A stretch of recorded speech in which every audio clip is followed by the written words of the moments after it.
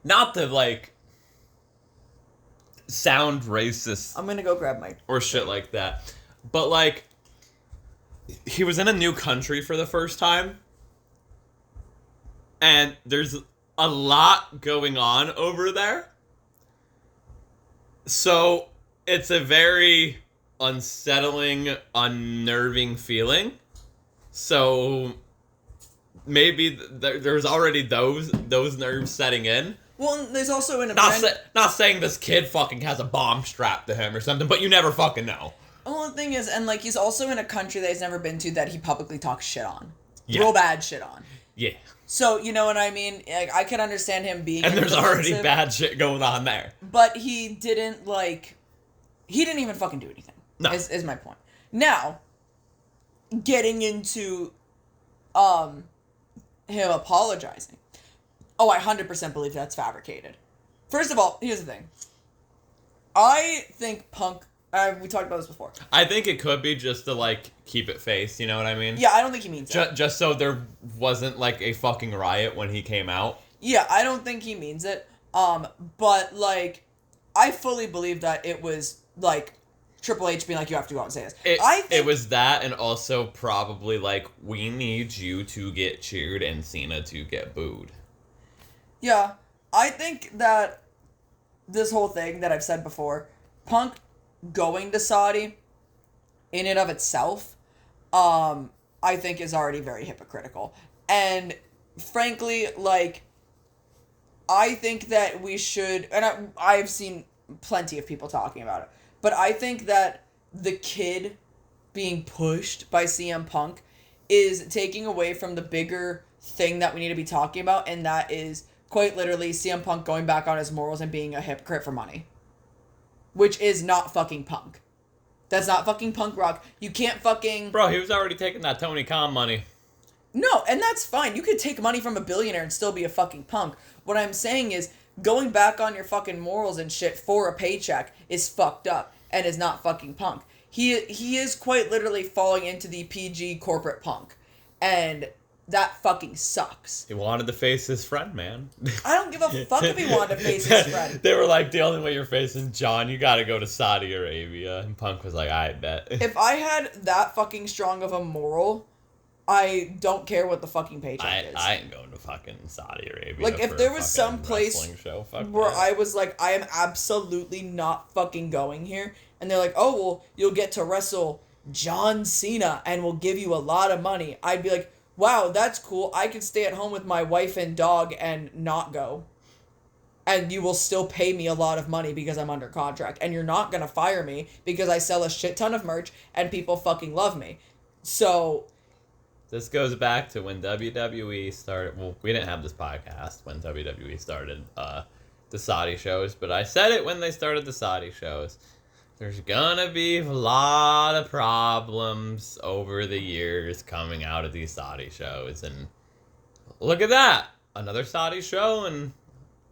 Bro, it's every fucking Saudi show, there is always some sort of fucking problem. This one was all CM Punk. Fuck, there was one where they got hijacked on the plane. There was the one when Sammy debuted. Like, there's just so many... These Saudi shows are so fucking stupid and pointless. I think we still have like 4 more years with them too. It's fucking stupid and fucking pointless. The Royal Rumble next year is gonna be dumb as hell. I hate it. Yeah, but overall, Well, there's one more thing to add into this of like, after his match with Cena, did you see that he was like talking to 2 women in the crowd? Yeah, and that apparently got like crazy fucking backlash because I guess like he touched one by accident. Well, like, no, she or like held his hand or something. Yeah. And apparently that's like very fucking taboo because I guess women, from what I understand, women in Saudi Arabia are not allowed to touch another man that's not their husband. They can't fucking do anything. Yeah, because it's like considered basically like you just fucked somebody. It's like, you know what I mean? Like, it's on that level. Like, so, I saw that going around because I saw, I don't remember who, but someone posted it about, like, just the clip on Twitter and then, quote tweeted their own post and was like, apparently this is a controversial clip. I was like, what the fuck's controversial about this? I was like, what are people mad at Punk about now? And I don't even necessarily think that they're mad at Punk. I don't even know who they're fucking mad at. But, like... I think it's more so questions of, like, wait, how are there just women there? Because of Saudi Arabia. Like, there's questions about that, too, of, like, how are they just there with, like, no one else? Yeah, unless, like, their husbands were there around them or something, or they were, like, I don't know, maybe they were like, fuck CM Punk, I hate that guy, I'm gonna go take a bathroom break, and while they were gone, the women were like, thanks for calling this place a shithole because they treat us like shit here, I'm gonna hold your hand. Or give you a handshake or a high five or something, whatever the fuck it was. Take me with you. Yeah, and they're like, wow, thanks for sticking up for women's rights or whatever. And then everyone's like, well, they're whores now, I guess. Fuck, death to them. Yeah. I Off think, with their heads. I think overall this whole fucking thing is ridiculous. I'm surprised Punk didn't get fucking shot dead on sight because of that, frankly. I'm surprised there hasn't been anything like that to begin with.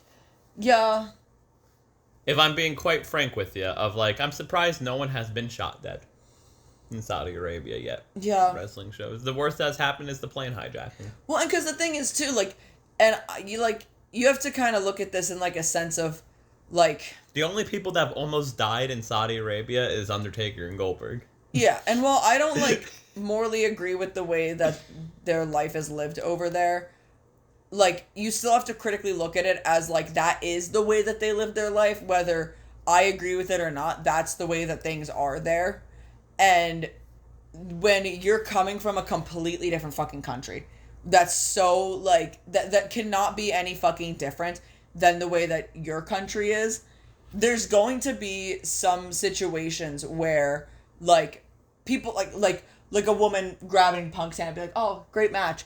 And, like, you're not going to think anything of it, but that is, like, well, we have to kill this woman now, basically, because she's a fucking whore, and she's going to lose her children, and now we're murdering her. Like, it's so, it can go to such an extreme, and it's from something that you wouldn't even necessarily give a thought to. So I'm genuinely surprised that with the culture shock, basically, that Americans would feel, I don't know if WWE has to go through this fucking insane, crazy fucking training, basically, an educational program to learn what they can and can't do over there. I'm sure they do, or to some degree, but, like, I'm surprised that something hasn't slipped through the cracks that has actually caused, like, somebody to get, like, apprehended, murdered, fucking put in jail, or whatever. You know what I mean? Yeah. Like, I'm genuinely surprised, and I don't know if it's maybe because of how much fucking money, like, is being put into this or whatever, that they're, kind of like what we were talking about the other day, where it's like, back in the, which we'll get into later, but back in the 80s, you can literally get away with fucking anything, saying, oh, it's for the gimmick type of thing. Kind of that same type of sentiment where, like, WWE stars maybe can, like, quote-unquote get away with more because they're WWE stars and they hold, like, a higher value, quote-unquote. Yeah. You know what I mean? So it's like, all right, well, you know what? They should have done that, but they do come and give us entertainment, and that's pretty cool. So they're fine. They can make women cheat on their husbands by hand-holding. Like, you know what I mean? Sure. I don't know. But, moral of the story of all this, I think Punk is a spineless fuck who is going completely against his fucking punk rock morals for a goddamn paycheck, and it's really fucking disheartening. It's very genuinely disheartening. And I really fucking hate him for that. Like, I genuinely, like, I don't even want to say I'm mad at him. I'm disappointed. And, like, I'm not even fucking... Like, I'm so disappointed to know that he really is just kind of selling out. And it was kind of a given with him coming back to WWE to begin with. I expected him to be a bit more of a sellout. But I don't think I was necessarily expecting this level. He already sold out coming back. What do you mean? To WWE? Yeah. Yeah, that's what I mean. He talked shit on a company and came back. So, like, you already sold out. That's why, like, I'm not sitting here fucking ripping him a new asshole because, my God, I mean, See, fuck, everyone that fucking works the Saudi shows are fucking sellouts. Yeah, and the thing is, I think that I could, with, like, nobody else I'm necessarily surprised at because you're working at WWE. But the thing with Punk is, like, he really talked a lot of shit on WWE because of Vince. You know what I mean? And now Vince is gone, so it was kind of like, I still don't agree with him, you know, being as fucking angry as he was for 7 years and just being like, oh, I'll take your money. You know, but, like, also, I get why, like, I understand where the thought process went of, like, things are going to be different now and things are going to be better and things are going to be healthier for me and I'm going to be treated better. I get that. This is, like, you literally didn't have to do this. Like, you could have opted out of this, but you chose not to. You know what I mean? This is something that you had a very strong, like, actual moral thing against that you could have opted out of, but you chose not to. You're not going to go to Saudi Arabia, a place that lives their life in a complete different vein than you do, that you very strongly disagree with, and be like, well, maybe they'll actually change just for me. Like, that's not gonna happen. You know what I mean? Whereas coming back to WWE with Triple H, yeah, well, maybe I'll be treated better. You will. Yeah, that is a higher chance of happening. So that's kind of where I'm like, that's where I'm at with it. At the end of the day, and whatever, you know, it is what it is. And Punk's still gonna go and sell a shit ton of merch, and he's still gonna be top of the fucking card, and he's still gonna be one of their top guys, and he's gonna get his name chanted, and everyone's still gonna love him. So really, it doesn't matter what I fucking think. You know what I mean? He's still gonna put on great fucking matches and great fucking promos. So, I'll just continue to make fun of him. Like I always do. Anyway, moving on to SmackDown, since we're on Punk, the only thing that happened on SmackDown that's worth a damn is Punkonomics. Punkonomics, John Cena comes out, he's about to cut a promo, and then, Ward live, Thugonomics. CM Punk comes out, dressed up as Thugonomics John Cena, and he raps, and it was cringy, but everyone that's mad at him for doing that, why weren't you mad at him for doing it in 2009 with Jeff Hardy? Why aren't you mad at other people doing it? Why are you mad because he's being cringy? There's other shit that's cringy in wrestling. It was fucking funny. Fucking Cena did the pipe bomb promo a week ago. Punk decided to be Thugonomics. It's fucking funny. Word life. Wiki wiki woo. The only thing, because I mean, the Kendrick and Drake line was a little fucking like, okay, we didn't have to go there. Yeah, that's the only thing that I don't want to say took issue with, but I was kind of like, oh, Jesus Christ. Yeah, like, you didn't have to go there. Because, like, overall, like, watching the actual promo, it was funny. I don't think it was cringy. The Kendrick and Drake line, the only reason I'm kind of like, ugh, is because, and I saw somebody say it perfectly online, it's like, it feels like corporate when they find out about a meme 6 months too late and then try and make it a thing. Yeah. You know what I mean? Like, when I worked at Hot Topic, for the most part, always fell behind on memes and trends. It's like when you try to put, like, a meme in a movie. You know what I mean? Like, that meme is funny at the time, but when the movie comes out in, like, a year or two, it's gonna come out, it's gonna be outdated, and it's gonna be like, ugh. Yeah. You know, like, oh god, they're trying to be hip, they're trying to be cool. That's kind of what it read to me, where, like, why is Hot Topic now selling Skibbity toilet fucking shirts? That thing was, like, fucking 7 months ago. A year ago. Why are they just getting them in now? You know what I mean? Like, you missed the time frame of it, basically. But overall, I thought the promo was really good. I thought it was funny. I do think that, like, Punk trying to rap inherently in itself could technically classify as a cringe moment because he was really bad at it, but it's not, like, a cringe that I'm uncomfortable to watch. It's like, I'm laughing at you, but also with you because I know that you know that this is kind of terrible, but that's the reason it's funny. Yeah. Is because we're all aware that this is kind of bad. And that's what makes it funny. It's not that you thought you were going into this dropping bars like you're the hottest fucking shit, and you genuinely think that was like your best work ever. White boy was able to rap a little bit.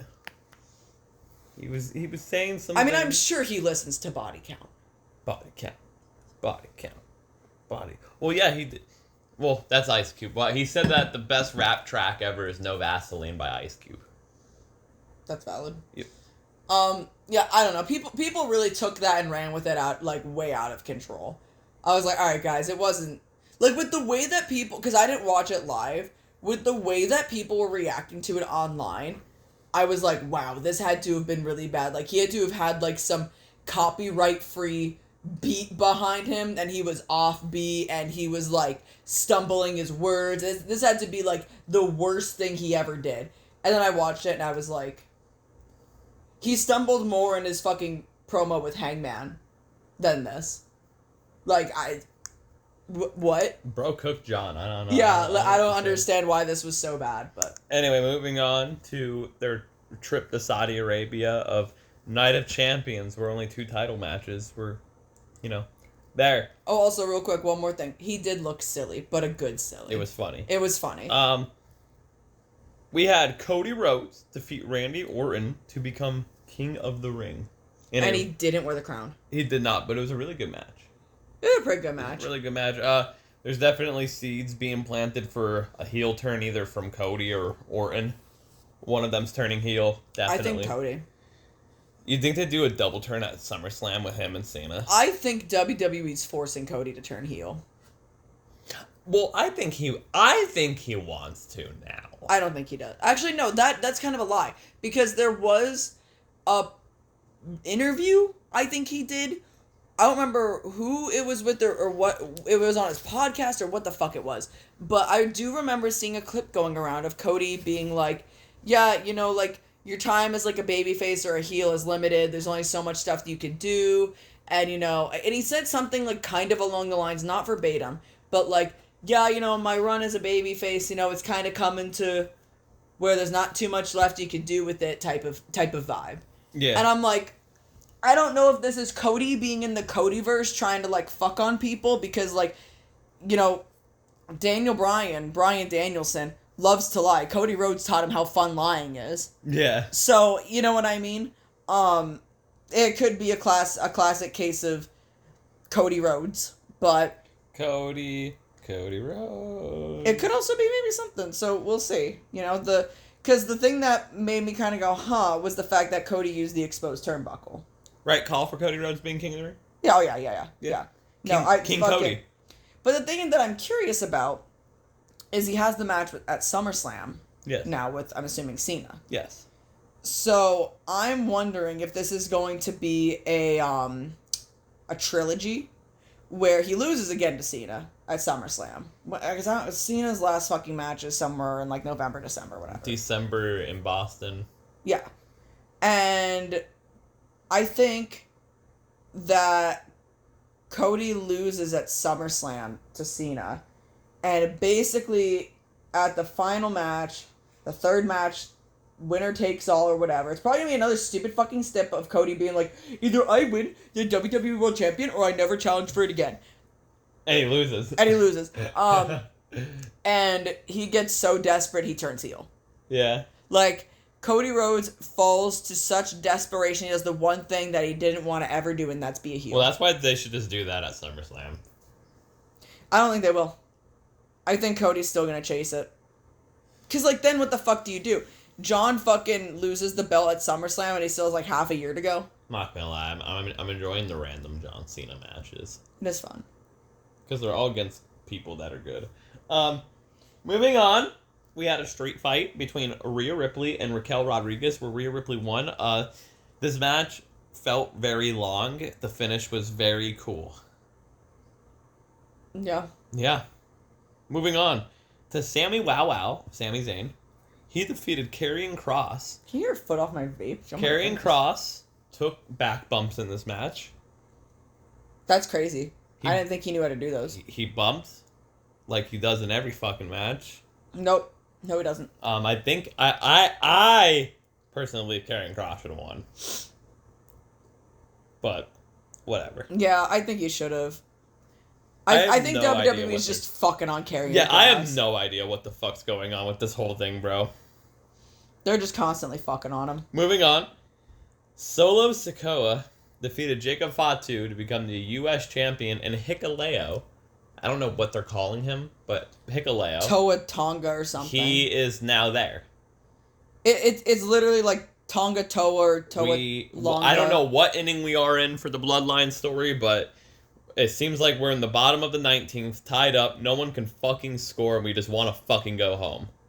Yeah, I don't think Solo should have fucking won the belt. No. No, fuck Solo. This match that we're about to talk about really quick is the Queen of the Ring tournament final. It was given 8 minutes and 35 seconds. Are you fucking serious? The shortest match on the card. Jade Cargill defeated Asuka. Yeah, and I want to touch on this really quick. Because I saw someone on the internet talking about how Asuka's old as fuck now, and her job is just to put over younger talent. And here's the thing, right? I think Asuka's a fucking long-time veteran. She's a very long-time veteran. She has history with Kenny Omega when I think Kenny Omega was breaking into Japan. So I'm talking Kenny when he's like fucking 20 and Kenny's like 40. You know what I mean? So she's been in the business for a very long time. So yeah, it makes sense for her to be putting over fucking talent. But I think it's actually fucking crazy to be like, she's old as fuck when John Cena is the world champion and he's like 5 years older than her. Cody Rhodes is 3 years younger than her, and he's still just fucking top of the fucking card. Fucking R-Truth is fucking doing whatever with Cena, and he's still fucking prominent, and he's in his fucking 50s. I feel like it's just such a fucking shit fucking... And I love Jade, and I love Asuka, but I feel like that's such a fucking shit take. To be like, well, yeah, of course she wasn't gonna win because it's her job to put over talent because she's old. Like, no. Fuck you. Asuka's still fucking great. She can still fucking go. But the thing is... she's putting over talent, that's great. You know, it's still good for her to be putting over young talent. But, I would have loved to see her win just because she did just come back. But, I do also understand why they had Jade win. You know what I mean? So. But 8 fucking minutes? Give me a fucking break. Moving on to the main event. John Cena defeated CM Punk. Mm-hmm. And he's the WWE champion still. In a pretty good match. Classic Punk and Cena. Seth Rollins came out to do a cash-in. It looked like John was going to turn babyface again. They're slowly turning him babyface again. Because it looked like he was going to... Like, he helped out Punk, technically, and then he said, nah. And then Punk almost fell for it, but he didn't. And then they got to the finish of, well, technically Rollins curb stomped Punk, and then Cena just pinned Punk. Mm-hmm. Which was a cool finish. Yeah, I like that was different. I like Seth Rollins is adding a little bit of difference, like a different dynamic into this now. Yeah. Which is cool. But I'm sure, like, Cena's gonna come out and he's gonna be like, actually, like, I didn't, actually, like, I only did that because, I wasn't helping Punk. It's just because Seth was trying to take my belt. Yes. You know what I mean? Like, so, whatever. That was Night of Champions. Yep. There anything on Dynamite worth talking about? I didn't write anything down for Dynamite because I didn't really, like, watch anything. I actually don't even fucking remember. It's been almost a week. I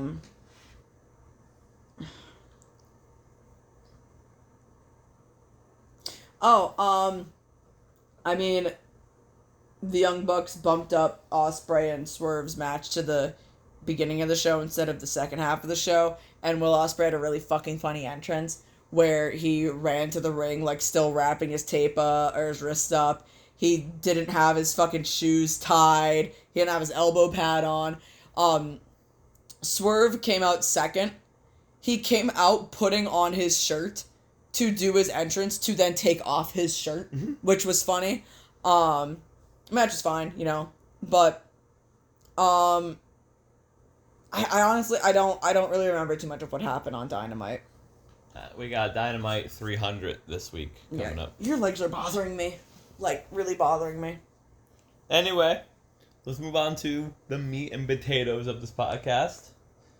And that is WCW Vault. It's just like WWE Vault on YouTube. Uploaded a special event that every mark has been fucking waiting to watch for years and years and years. The only way you're able to watch it if you got like a PWI fucking video and it was only like an hour highlight reel of it and stuff. So they uploaded the whole event in the fullest form that they were able to. And man, it was a beautiful sight. The first ever Great American Bash, NWA. The Great American Bash, 1985. From the Charlotte American Legion Memorial Stadium. That was a beautiful looking stadium. It looks fun. What do you think of the look of the show, Lissy? 1985. July 6, 1985. It was fine. I do think the gap in, which this doesn't really matter all that much, but like there were seats like on the grass and there was like the actual fucking stadium seats and there was such a big gap between them. Why didn't we fill in more seats there? Yeah, but did you notice in the main event that like it was full? Yeah. Like the gap was full. Are you moving? Like, yeah, because the fan's blowing over here. Okay, well, gotta move the fucking mic. Yeah, the fan's blowing. My balls were getting sweaty. Knees weak, arms heavy, mom spaghetti. But yeah, this was a very fun watch. So let's go through this card here. The opening match, we had Ron Bass versus Nature Boy, Buddy Landel. I don't know what Buddy ever did in his life. If he ever did anything wrong, Bryce, tell me. But I feel bad for him. Because of Ric Flair? His whole fucking gimmick. This is pre His Four whole look. Horsemen, by the way. Just taken by Ric Flair. So fuck you, Ric Flair. Thought you were ugly your whole life. What do you think of this match? Honestly, like, I don't really remember this match. This ended in a draw, by the way. It's ended in a draw. Yeah. Time limit draw, right? Yeah. Because you were talking about how they were preferencing heavy that there was a 20-minute time limit, and it ended in a 20-minute time limit. They were fucking heavily fucking being like, it's a 20-minute time limit. I'm gonna be honest, there were more matches on this card that I enjoyed a little bit more. I'm not saying this was a bad match by any means, it's just I don't really remember. There wasn't anything that really stuck out to me about it. Yeah. Aside from, goddamn, I feel bad that this guy got his gimmick stolen. Moving on. Match number 2. Buddy Landel, underrated. The Andersons, Ole and Arn, defeated Buzz Sawyer and Dick Slater for the NWA National Tag Team Championships. I fucking hate Buzz and Dick. I hate Buzz and Dick. But hold on. Arn Anderson, mind you, was 27 years old at this event. He does not look like He looks 45. Ridiculous. Anyway. Why did everyone in the 80s look 10 years, 20 years older than what they actually were? What was that phenomenon? So why do you hate Buzz Sawyer? They were goofy. And Dick Slater. I didn't like them. And, like, we're watching this match, and I just said to Dylan, like, I should have preferenced it, but I genuinely didn't know if they had a tag team name or what their names were. So I just said, I fucking hate these guys. I was like, these guys are goofy as fuck. And Dylan's like, how dare you talk about the Andersons like that? I'm like, no, the other ones. I'm like, the Andersons are fine. This is basically FTR. I think I said Arn Anderson looked like Cash. Yes. I was like, oh, look, it's fucking Cash Wheeler over here. Yes. But no, I don't even know what it was. Like, the way that Mr. Buzz and Mr. Dick were just fucking moving around and flopping around, and the way that they were fucking hitting their moves and walking around and selling, like, they just looked fucking goofy. Like, I don't know how to explain it, but it was really, like, drawing my attention away from, like, the actual match. And I was getting too focused in on the fact of how fucking ridiculous these guys were. And I get it, it's 80s wrestling and shit's gonna kind of be goofy sometimes. But this was, like, over-the-top goofy. And I'm not even like, it has come from someone who loves goofy shit and fucking wrestling. I love fucking silly shit. But when we're talking technical fucking wrestling, and you're walking around like you're on fucking ice skates, and you just fucking learned how to walk, and you're fucking grabbing people and fucking flailing. Like, the way that they were throwing punches was just, like, the most animated, dumbass fucking bullshit. Didn't even look good. I really fucking hated these guys. Man, I enjoy 80s wrestling. I don't know. But I thought the Andersons did great. Damn right. This ended in a draw, too. It ended like a DQ. Yeah, it was like a weird fuck finish. Moving on. We had a 6-man tag. That was a complete clusterfuck. Manny Fernandez, Sam Houston, and Buzz Tyler defeated superstar Billy Graham, who was doing his weird karate gimmick at this point. Konga the Barbarian, which Lissy gets confused of the Road Warriors, and Abdullah the Butcher. Yeah, I know, I did, because I was just like, did this guy just wrestle? And I was like, and you're like, oh no, it's the Road Warriors. I was like, oh. This was a clusterfuck of a 6-man tag. There were some cool spots involving fucking Manny Fernandez in this match, though. Manny Fernandez was the one that was fucking going buck wild at one point. But yeah. This match ends, and then, like, the next match starts, right? And it's Jimmy Valiant versus Paul Jones in, like, a 4-minute dog collar match. Abdul the Butcher's there. This dog collar match, it takes them longer to put on the dog collar than the match. Yeah, I feel like I blinked and this match was over. Yeah. Jimmy Valiant, the Boogie Woogie Man. What do you think of Jimmy Valiant? The Boogie Woogie Man. Couldn't tell you, didn't see enough of him. Only saw 4 minutes. Okay. Anyway, moving on. Tag team match for the NWA World Tag Team Championship. The Russian team of Crusher Khrushchev and Ivan Koloff defeated the Road Warriors, Hawk and Animal. And it ended in a double DQ. I fucking hate this shit. Like, everyone wants to fucking complain about DQ fucking finishes and shit. This is so over... This fucking show was so overbooked with DQ finishes. It's the 80s. I get it. But why are you complaining about it fucking now? Huh? This is what you grew up watching. This is when wrestling was good. Dude, no one ever won.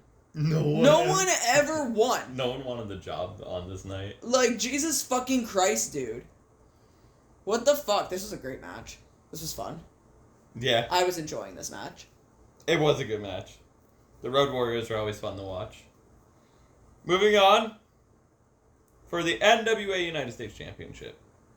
Magnum TA defeated Kamala. Now, before Lissy goes on a 20-minute talk about Magnum TA, Lissy, what are your thoughts on Kamala? The first thing I said was, this is racist, isn't it? And Lissy is right. This feels racist. And like, Lissy is right. Yeah, because I was like, is this like... I was... Look, this is the 80s, so I really was trying to give some grace here. Like, I really was trying to give some grace, where I was like, is this guy, like... This feels like a tribe thing. Like, what... Is this guy, like, a descent from a tribe? And Dylan's, like, looking it up. He's like, I don't think so. He's from, like, Michigan. No, it's like Mississippi. Or whatever the fuck it was. And I'm like, oh... Okay, so yeah, I know this is very fucking racist. Kamala, yeah. Like I said, there's a video I'll have to show you eventually. Yeah, I was Kamala. Like, the second I saw him, I'm like, alright, well, yup. Yeah. He was like correct me if I'm wrong, was he like the first black man that was like featured on the show? There was no other black men before him, was there? I'm trying to think. Manny Fernandez is Mexican. Maybe. No, Abdul the Butcher. Okay, yeah. Abdul the Butcher. Yeah, that's fair. Yeah. But still, like, nonetheless, like, I'm like, this is... I feel really wrong watching this at this moment. I'm not enjoying this at all. I went from, like, the first 5 seconds of this match starting, not starting, but, like, this part of the show starting, from being hyped to immediately regretting my decision watching it. Yeah? Yeah. Because I was like, oh shit, that's Magnum TA. And then, oh shit, that's racism. Like, what the fuck? Anyway. What are your thoughts on Magnum TA, Lissy? I need... Is Magnum TA your new favorite wrestler? Bryce, I know you're still listening. I know you're definitely watching this episode because we're talking about this show. I need you to help Dylan find me all 1,060 matches that Magnum TA has been a part of. I need you to put it in a compilation for me, like a playlist, in chronological order. So from his first match to his last match... Promos included. Oh, God. And I need you to get it to me by my birthday, which is August 26th. So that is the mission that you are tasked in doing. You and Dylan can, like, work on this together, tag team this, you know, get Money and Power together again. Like, that's fine. I don't really care how it's done. But you are now bestowed this responsibility. You can't say no because it's for my birthday. And if you say no, then you're a jerk. And I'll never let you live it down. So you have to do that now. Lyssie won't let you pet Ghost. I won't. Anytime you come over, I will hold Ghost like 3 inches away from you. So you can look at him, but every time you go to pet him, I'm going to go, no, and I'm going to move him. Every time. And then when you meet Lita, I'm going to say, no, and I'm going to put her in the bathroom. And then if you have to pee, too bad. You're going to put the cat in the bathroom? Yeah, she's just going to go in there. She loves being in the bathroom. She does like being in the bathroom. She's just gonna go in there. She'll be in her fucking glory. Animal abuse. Yeah, no, oh my god, no, this fucking cat, I kid you not, like, if... She fell asleep in the bathroom earlier, because I was pooping. Mm-hmm. So she just fell asleep in the bathroom earlier. No, literally, anytime I get up and I touch that door handle, she runs so fucking fast because we keep the door closed because I don't want her getting into, like, my fucking skincare, my makeup, or whatever. Like, she will run. She's laying down right now, and she peeked. Yeah, she poked her head up. Yeah, Like, she will run so fucking fast that by the time I can even get the door open, she is already at the door trying to shove her paw into the crack. She can't open the door that way, but she's trying to open it. I don't know why. It's funny. I do not know why she wants to be in there so badly all the fucking time, but she loves being in there. Couldn't tell you. Magnum PA. Yeah, no, I love this motherfucker. The thing is, I was saying to Dylan, like, I've known about Magnum TA. Probably from, I think my first introduction to him was the Dark Side of the Ring episode. But, like, in my mind, genuinely, in my mind, I have always seen pictures of Magnum TA. Or, like, if I've ever thought about Magnum TA, I've been like, God, that fucking dude's so cool. Like, I really gotta watch more of his shit. Because I just fucking love this motherfucker. And I just never got around to it.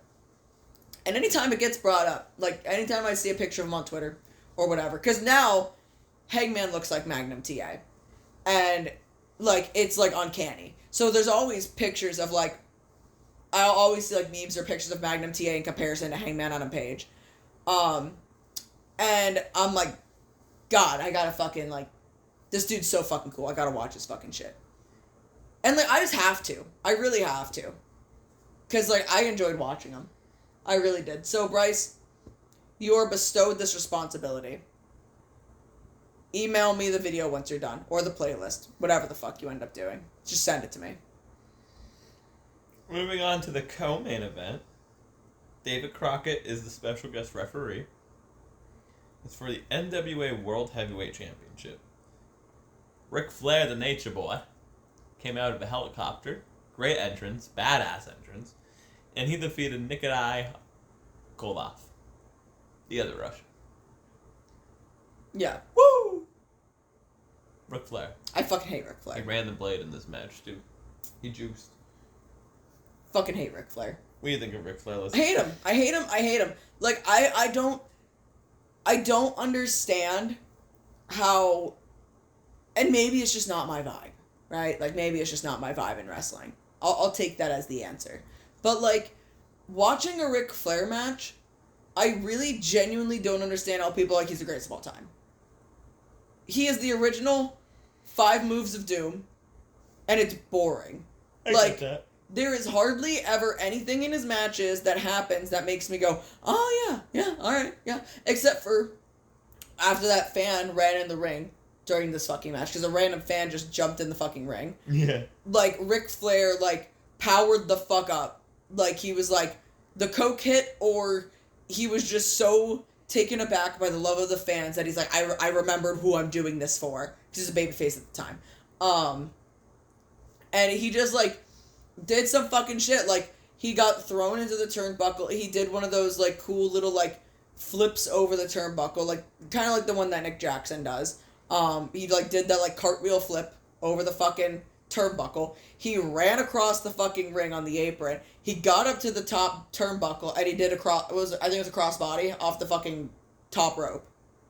And that wasn't even the fucking finish. Wasn't even the finish. And I'm like, okay, that was fucking cool. And then it went back to being boring for like 5 minutes till the match ended. I don't fucking get it. Like, is Ric Flair a good promo? Yeah, absolutely. Is the character, like, very well known and iconic? Yeah, it is. But when it matters the most to me, when it matters the most to wrestling, and we're talking in ring, I just think he's lackluster and I just think he's boring. Damn. I don't think there's anything special to him. Like you could take, even if we're gonna talk in modern day, you can talk about how the Bloodline was the most, like, unstoppable force. It was so fucking good, and I will gladly agree with you that the story of the Bloodline before we got into whatever we're in now was one of the best things going in wrestling. And it was one of the best things that happened in wrestling in a very long time. It was very compelling and it kept people watching. But when the fucking bell rang, it was shit. It was boring, it was predictable, it was bland. It was just another Roman match, and people were tuning in for the characters and the stories and the development. They weren't tuning in for the matches. And for me, I feel like that's the same thing with Ric Flair's. They tune in for the promos, for the glitz, for the glam. I feel like, honestly, if I was in the 80s, I don't think I'd be tuning in to watch Ric Flair wrestle. I'd be tuning in to see what Ric Flair is going to do up until his match. Personally. But also, fuck Ric Flair. Anyway, I forgot to say, after the Magnum TA match, they made an announcement in the ring of move your cars from the baseball field for the post-show fireworks. Why did they keep that in? Like, because you have to. Like, I understood, like, afterwards they were talking about, like, I think the military or something. And I get keeping that in. But keeping in, make sure to move your cars. Like, oh, I'm sorry, let me just time travel back to 1985 and move my fucking sedan out of the fucking parking lot so the fireworks don't get blown up on it. Like, what? Why did we keep that in? That's nice that they have a fireworks show. It was really nice that they were warning the people to move their cars and reminding them, because it was an exciting night, Brian. People were having the time of their lives at the Great American Bash. They aren't thinking about moving their cars. Fucking, okay. And in the main event, steel cage match for the NWA World Television title. The American Dream, baby. Dusty Rhodes, baby. The Booker defeated Tully Blanchard with Baby Doll. Would you believe me if I told you that Dusty Rhodes was 1 week removed from his pregnancy and birth of Cody Rhodes when this match took place? Because he was. He was. He birthed Cody Rhodes. He birthed Cody Rhodes. A week before. And then he went, I'm going to do a steel cage match. He beat Tully Blanchard and then got Baby Doll as his valet for 30 days.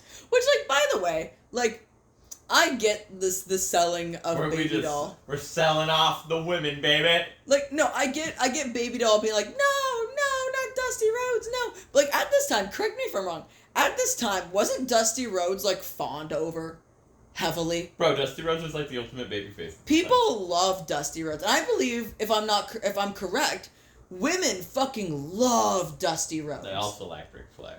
I mean, the women loved anyone, by the way. I mean, that's fair. But, like, I don't know. You fucking see this pretty lady valet freaking out, and it's like, yo, everyone fucking loves Dusty. Like, what's your fucking deal, you fucking bitch? And it's just insane that Tully Blanchard and Baby Doll would actually be married, and then Baby Doll would give birth to Tessa. Unfortunately. And then Magnum TA would marry Baby Doll. You know, abortions are healthcare. Anyway. And I think Dusty Rhodes won. Yes. What do you think of the show, Lyssie? It was a good show, overall. I'm really happy I finally got to watch this show in its entirety. Yeah, it seems like this was a very monumental thing. Yes. Obviously, like, I'm not a person that's gonna be going back and watching old school wrestling. Very monumental thing for wrestling. In my circle of what I find enjoyment out of watching wrestling, like, that's not something that I would have necessarily, like, looked for. Or that I probably would have even fucking known about to look for. WWE Vault and WCW Vault is something fucking special. But I love it. I mean, I'm glad that, like, Dylan's into old school wrestling, and was excited about this and showed it to me because I did enjoy it. It was overall a really good show, and I enjoyed watching it. They kind of this upload kind of saved the podcast. Yeah. Because we had nothing to really talk about. And honestly, I think that that's, like, one of the important things that, like, I still, like, I know I say this almost every single fucking episode, but, like, I just think it's really important to understand and respect what other people's interests in wrestling are. Because, again, while I wouldn't go out of my way to find this and watch this or necessarily learn about it, Dylan obviously would, and he showed me a show and you enjoyed stuff in it. Yeah, that I would have never thought about watching or even known about, and I enjoyed it. You know, so, like, while I'm not gonna go watch 80s wrestling on my fucking day-to-day life, because it's not my style, like, I still found, I've still had an enjoyable time watching this. So, like, I think it's very, like, the whole point of this podcast is, like, me and Dylan have very different views on wrestling and very different takes on wrestling and very different likes and dislikes in wrestling. But at the end of the day, there's still, like, gonna be some sort of common ground, and that common ground is enjoying wrestling and watching wrestling and having fun talking about wrestling and having fun in the wrestling world and the wrestling community, basically. And I just think that dismissing people's thoughts and opinions on what good wrestling is really puts you in a pigeonhole of what you're willing to actually branch out to watch. So if you're someone like me who doesn't really... You send me a photo? Well, yeah, I sent you the rest of the week photo. If you're someone like me who really enjoys the indie-rific bullshit and flippy shit and fucking crazy-ass fucking shit in wrestling, I urge you to go and talk to someone who might not find... Who's obviously not a dick, but who might not find that in their taste of wrestling and find what they find enjoyable and give it a shot. And vice versa. If you're more so into, like, old-school wrestling, but someone's like... You know, I like newer school wrestling, but, like, here's some really cool, like, new school wrestlers who kind of have that old school vibe. You might find something that you like, and maybe it's a new promotion you've never heard of. You know what I mean? Yeah. So, like, wrestling and wrestling history tends to repeat itself, and, you know, it's not always going to be exactly the same, but there's going to be a lot in it, in every aspect, that someone's going to find something that they like. And I just think it's important to keep an open mind to stuff. Hell yeah. So, that's really what I gotta say about it. I enjoyed the show, and I'm looking forward to my 1,060 matches of Magnum TA that I get to watch. Yeah. So, and it's not an exaggeration either. I looked it up. Let's see the look it up. I looked it up, because I was like, how many matches has he had? Because we're talking, like, old school, so he's, like, working every fucking day of the week. So, like, how many matches did he have? 1,060. And twice on Sundays. So, Bryce, if you haven't started this yet, I know you've had, like, 20 minutes to really sit and think about this. Oh, bro, yeah, it's the first half already done. Yeah, like, if you haven't started this, like, I don't know what the fuck you're doing. So, you better get to it. And make sure to text Dylan about where you're at so he knows where to, like, help pick up at. Where to pick up at. So... Hopefully I can pick up with his Mid-South stuff, because I'll gladly watch his Mid-South stuff. Yeah, so let's, like, get that going, basically. Anyway, Wrestler of the Week. I get to pick. Yeah, you sure do. And, you know what? It's July 1st. It's almost the America birthday. It's Cody Rhodes' birthday. It's almost the America birthday. It's Cody Rhodes' birthday. We're going to celebrate 4th of July the only way that you can. And that is by the American Dream, baby. Dusty Rhodes. There's like 3 of these donuts. Son of the plumber. You're gonna kill me. The American Dream. He's just a common man. Working hard with this. You gotta ask me questions about Dusty Rhodes first, then you can eat those fucking donuts, you dumb bitch. Will you be mad at me if I eat the rest of them? You can eat the donuts, you dumb bitch. I just told you. You know, real quick before I start asking questions about Dusty Rhodes, fun little thing about Dusty Rhodes, and his theme song, when I was working at the tattoo shop, me and Mark were just like talking about wrestling or whatever. I don't remember how this whole thing came to fruition, but he started playing wrestling theme songs, and he played Dusty Rhodes' theme, and from like within the first second of the theme, I started singing it. Like, and Mark was like kind of shocked because he's like, "You caught that really fast," and I'm like, "He's just a common man." Working hard with his plan. So yeah, fun little antidote. But all right, what is your first introduction to Dusty Rhodes? Because you were born in 2000. So how did this happen? My first introduction to Dusty Rhodes was going back to that third grade teacher that gave me wrestling DVDs. I had Survivor Series 2006. And on that show, Dusty Rhodes competes in a Survivor Series traditional match with a bunch of other legends against the Spirit Squad. And that was my introduction to the American Dream, baby, Dusty Rhodes. And then I found out that he was Cody Rhodes' daddy. And then I later found out Cody Rhodes and Goldust were brothers. So that made Dustin Rhodes, Goldust, the son of Dusty Rhodes, the American Dream, baby. Uh-huh. Yeah.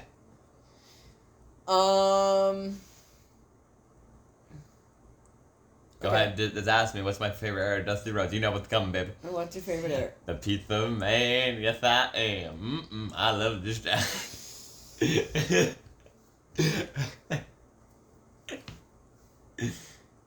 Yeah. Actually, I wonder if there's a picture of that one, because I was going to use a picture of him in polka dots for the fucking picture, but if there's a picture of him with the Pizza Man shirt on, oh boy. I'm sure that you can honestly just find a still from the vignette. I probably could.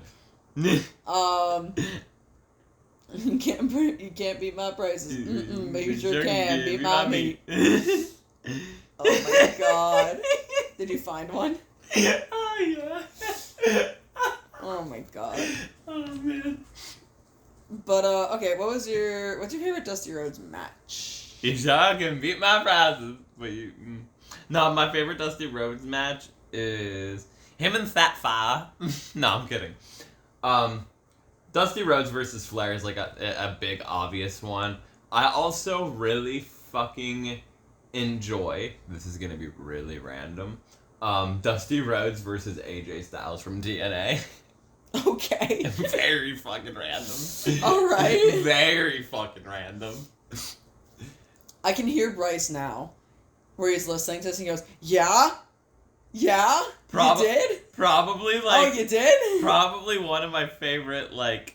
Which one should I use? Should I use that one? Dude, that's the Jaeger face. That's the Jaeger face. Nah, I'm using this one. Like, if I clip that one picture of Jaeger giving Chaos the camel clutch and put it next to that picture of Dusty Rhodes, it's the same person. Is Jaeger just Dusty Rhodes? Yes.